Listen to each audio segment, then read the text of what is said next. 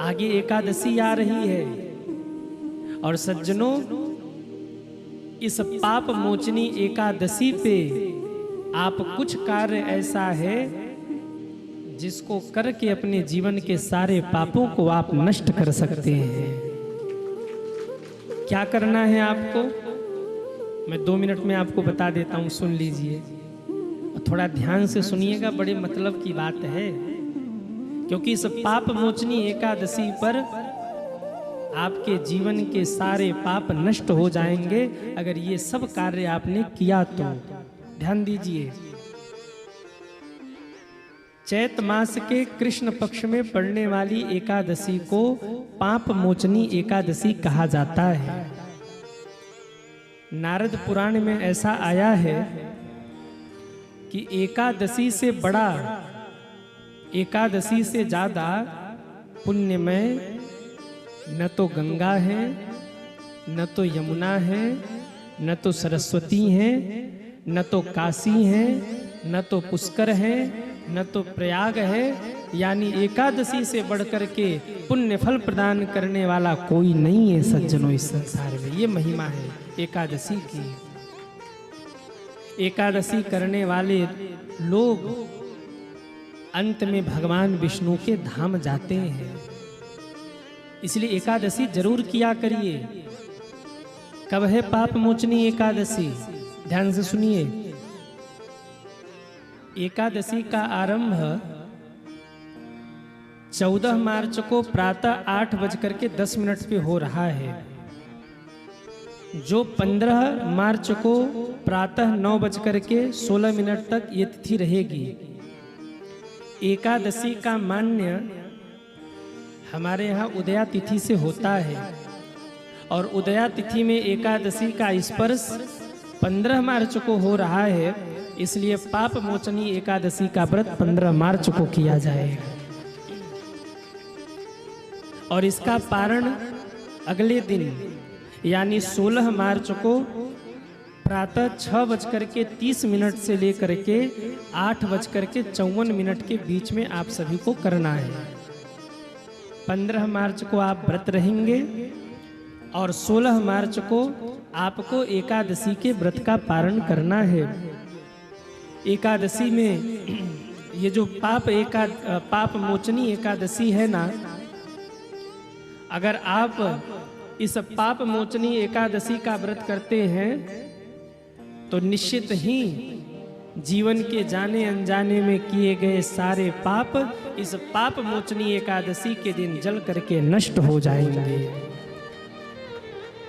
एकादशी के दिन जो लोग विधि विधान से लक्ष्मी नारायण का पूजन करके व्रत करें, उनके जीवन के सारे पाप ताप संताप कष्ट सब दूर हो जाते हैं एकादशी के व्रत करने से सज्जनों। और एक बहुत अच्छी बात आपको बता दूं मैं, एकादशी का व्रत करने वाले लोगों को कभी भी यमराज के दूत नहीं छूते। यानी जो भी एकादशी रहते हैं ना, ये मान लीजिएगा कि यमराज के दूत आप लोगों को दूर से ही प्रणाम करके भागेंगे और जाके भगवान के पार्षदों से कहेंगे जाओ जाओ भगवान का भगत है, उसे लेने आप जाओ। यम के दूत नहीं छूते उसे, जो एकादशी का व्रत रखते हैं सज्जनों। और एक बात और कहूं, जो लोग एकादशी का व्रत जीवन भर कर लें वो जन्म और मरण के बंधन से मुक्त हो जाते हैं। और कभी अगर जन्म लेना भी पड़ा ना, तो जन्म लेने के समय जो कष्ट होता है और मृत्यु के समय जो कष्ट होता है वो कष्ट उनको नहीं होगा जो एकादशी का व्रत रखते हैं। ऐसी महिमा है एकादशी की सज्जनों। जो लोग एकादशी करते हैं उनके जीवन का दुख घटता है और जीवन में उनके सुख बढ़ता है, आनंद बढ़ता है। एकादशी का व्रत करने वाले का हृदय पवित्र होता जाता है, मन शुद्ध होता जाता है। जो लोग एकादशी का व्रत करते हैं उनके लिए इस संसार में कोई भी चीज दुर्लभ नहीं है। वो इस लोक में भी सुखी रहते हैं और मृत्यु के बाद जब वहाँ जाते हैं भगवान के धाम में भी परम आनंद के साथ में निवास करते हैं। ये एकादशी की महिमा है सज्जनों। पाप मोचनी एकादशी के बारे में एक बार राजा मानधाता ने महर्षि लोमस से पूछा था कि गुरुदेव, मुझे पाप मोचनी एकादशी के बारे में बताइए, कैसे ये व्रत किया जाता है और इस व्रत का फल क्या है। तब लोमस मुनि कहते हैं, चैत्र मासे स्थिते पक्षे नाम वै पाप मोचिनी एकादशी समाख्याता पिशाचात्वा विनाशिनी। वो कहते हैं, हे राजन, जो भी एकादशी का व्रत करते हैं ना, पाप मोचनी एकादशी का व्रत जो भी कर ले, अगर उनके पितर पूर्वज किसी कारणवश प्रेत बन के घूम रहे हों, कष्ट पा रहे हों, तो इस पाप मोचनी एकादशी से वो मुक्त होकर भगवान के धाम चले जाते हैं।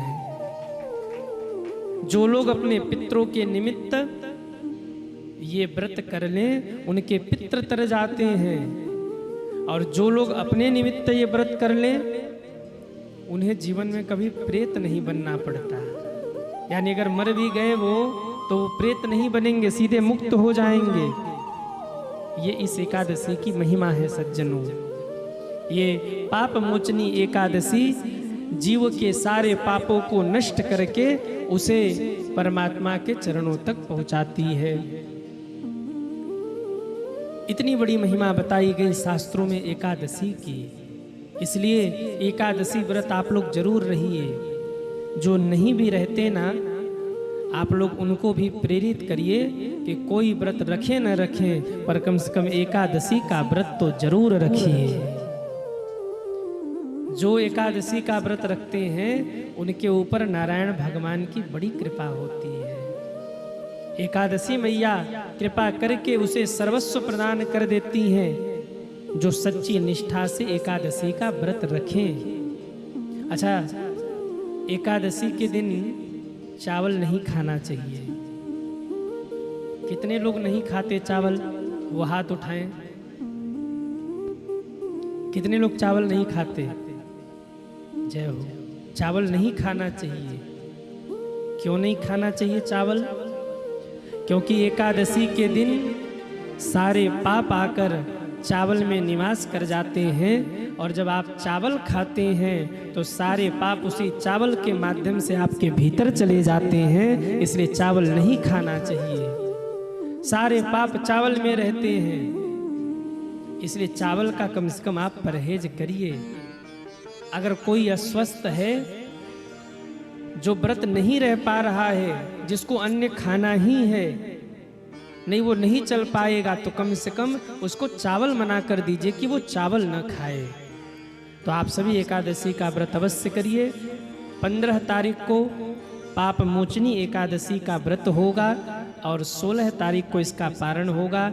आप सभी को एकादशी की बहुत बहुत शुभकामना। एकादशी मैया सब पर खूब खूब कृपा करे, ऐसी प्रार्थना। बोलिए एकादशी मैया की जय हो। नारद जी ने कहा, माँ आप चिंता न करिए, आप भक्ति हैं, मैं आपका दुख दूर करता हूँ। शास्त्र पढ़े, उपनिषद पढ़े, ब्रह्मसूत्र पढ़े, ज्ञान वैराग्य उठ के बैठे, फिर लेट गए। बार बार उठाने पर भी नहीं उठे। तब सनत कुमारों से भेंट हुई। सनत कुमारों ने कहा, भागवत सुनाइए। भक्ति ज्ञान वैराग्य के लिए भागवत का अनुष्ठान हुआ, और जब भागवत का फल मिला तो ज्ञान वैराग्य उठ करके बैठ गए। हरिद्वार में पहुँचे, स्वस्थ होकर भगवान भी प्रकट होकर सबको दर्शन देते हैं। और महात्मा की कथा सुनाते सुनाते सनत कुमार धुंधुली और धुंधकारी की कथा सुनाते हैं। आत्मदेव पुरे तस्मिन सर्ववेद विशारद। एक आत्मदेव नाम के ब्राह्मण थे, जिनको बेटा नहीं था। पत्नी का नाम था धुंधुली। क्या नाम था? हाँ, जरा आसपास देख लीजिए, कोई सो तो नहीं रहा है, क्योंकि रात ज़्यादा हो गई है ना। तो सो रहा हो तो बस 5 मिनट के लिए उठा दीजिए, हम 5 मिनट में महात्मा समेट लेंगे। आत्मदेव की पत्नी का नाम क्या था? क्या नाम था? धुंधुली। कैसी थी धुंधुली? झगड़ा करती थी, कलह करती थी, दिन रात पति से लड़ती रहती थी। माताओं से निवेदन, पति से झगड़ा मत किया करो। क्यों? जो माताएं पति से झगड़ा करती हैं उनके घर में कभी बरकत नहीं होती। अब इसका मतलब ये नहीं कि भाई लोग खुश हो जाएं कि हमको गुरुजी ने छूट दे दी, हम तो कर ही सकते हैं। अगर जो भाई लोग अपनी पत्नी से झगड़ा करें ना, उनके घर से लक्ष्मी जी रूठ करके चली जाती हैं। अब आप देख लेना, अगर घर से समृद्धि को भगाना हो तो माताएं अपने पति से खूब झगड़ा करना, और घर से अगर लक्ष्मी जी को भगाना हो तो भाई लोग अपनी पत्नी से खूब झगड़ा करना। और चाहते हैं कि समृद्धि और लक्ष्मी दोनों ही बनी रहे तो गृहस्थ में प्रेम से रहना। बोल भागवत भगवान की जय हो। ये एक सूत्र मिल गया आप लोगों को आज के लिए। क्या सूत्र है? बोले अगर पत्नी पति से झगड़ा करेगी तो घर में समृद्धि नहीं टिकेगी, और पति पत्नी से झगड़ा करे तो घर में लक्ष्मी जी नहीं टिकेंगी। अब समृद्धि को रोकना है और लक्ष्मी जी को रोकना है तो आज से ही अपने घर के झगड़े दंगे बंद कर देना। अच्छा सच बताओ, कितने लोग आज से अपने घर में झगड़ा नहीं करेंगे? वो हाथ उठाएं। जय हो। 2-3 मैया उठा रही है हाथ। भाइयों, आप लोगों का परिश्रम आज सफल हो गया कथा कराने का। हाँ, माताओं ने हाथ उठा दिया, बोले आज के बाद झगड़ा बंद। जय हो। ताली बजाओ एक बार उनके लिए जिन्होंने हाथ उठाए।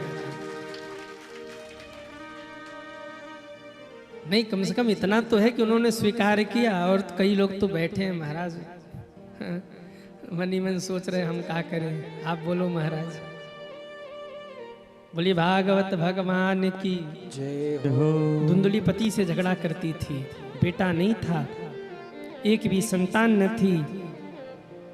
किसी ने ताना मारा, अरे आत्मदेव तेरे बेटा नहीं है, और जिसके पुत्र न हो उसकी मुक्ति नहीं होती। आत्मदेव मरने के लिए गए, एक महात्मा से मुलाकात हुई। महात्मा ने फल दिया कि ले जा अपनी पत्नी को खिला देना, बेटा हो जाएगा। पत्नी को ले जाकर के फल दिया तो पत्नी ने कहा एक क्यों ले आए, 2-4 दर्जन ले आते, एक फल क्यों ले आए? आत्मदेव ने कहा ठेले से उठा के नहीं लाया हूँ, महात्मा ने कृपा का प्रसाद दिया है, खरीद के थोड़ी लाया हूँ। तू ना समझ है, चल तू खा ले, बेटा हो जाएगा तुझे। धुंधुली सोच में बैठी, फल खाऊं कि ना खाऊं। इतने में उसकी बहन आ गई। बहन ने कहा क्या सोच रही हो? उसने कहा बहन देखो ना, न जाने कहां से अला बला उठा लाए, कहते फल खा लो बेटा हो जाएगा। भला फल खाने से भी बेटा होगा क्या? उसकी बहन ने कहा खा ले, हो सकता है तेरे को बेटा हो जाए। धुंधुली ने कहा मैं फल तो खा लूं, पर मैं चल फिर नहीं पाऊंगी जब गर्भवती हो जाऊंगी तो। उसकी बहन ने कहा तो चलना फिरना कहाँ है? अरे बोले आजकल भूकंप का खतरा बहुत बढ़ गया है, हम फल खा लेंगे गर्भवती हो जाएंगे, चल फिर पाएंगे नहीं, और इसी बीच भूकंप आ गया तो घर के सारे लोग तो भाग जाएंगे, हम घर में दब के मर जाएंगे। अरे बोले कहाँ भूकंप आ रहा, खा ले फल। बोली ना, घर में डाका पड़ गया तो घर वाले घर छोड़ छोड़ के भाग जाएंगे, डाकू हमको ही मार डालेंगे, इसलिए हम फल नहीं खाएंगे। अरे तू फल खा ले। धुंधुली ने कहा अगर हम फल खा लेंगे और गर्भवती हो जाएंगे तो मेरे घर का कामकाज कौन करेगा? उसकी बहन ने कहा तेरी ननद है ना, ननद को बुला लेना और 4-6 महीने पहले से उसे खूब जम के काम करवाना। जाते जाते कुछ तो नेक देना ही पड़ता है, तो कुछ बढ़ा के दे देना। धुंधुली ने कहा अरे बहन कुछ भी हो जाए पर मैं अपने ननद को ना बुलाऊं। क्यों? नंबर 1 नंबर 1 की चोर है, चोर वो। हम चारपाई पे पड़े होंगे और हमारा सारा माल खजाना अपने घर उठा ले जाएगी वो, इसलिए ननद को तो ना बुलाऊं। तब क्या करे? कहा तेरी गैया को भी तो बेटा नहीं है ना, ये फल खिला दे गाय को, संत के प्रसादी का परीक्षण भी हो जाएगा और ये पता चल जाएगा कि महात्मा के आशीर्वाद में कितनी शक्ति है।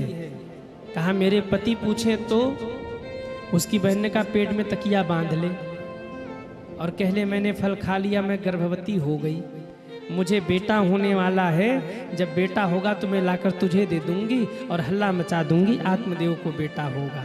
हो गया। यही किया धुंधुली ने, फल खिला दिया, गैया मैया को पेट में तकिया बांध कर बोली मैं गर्भवती हो गई। जब इसके बहन को बेटा हुआ तो ला करके बेटे को दिया है, नाम रखा धुंधकारी। इतने में किसी ने आके कहा आत्मदेव, गैया ने भी एक बालक को जन्म दिया है। दौड़े आत्मदेव, जाकर देखा बड़ा सुंदर बालक था, पूरा शरीर मनुष्य का था, केवल कान गाय की तरह था, इसलिए मुख से निकला ये तो गोकर्ण है। बोलिए गोकर्ण जी महाराज की जय हो। गोकर्ण जी पढ़ने काशी चले गए, धुंधकारी गांव में रह गया। गांव में रहकर उसने इतना उत्पात किया कि एक दिन पिता घर छोड़ के जंगल चले गए।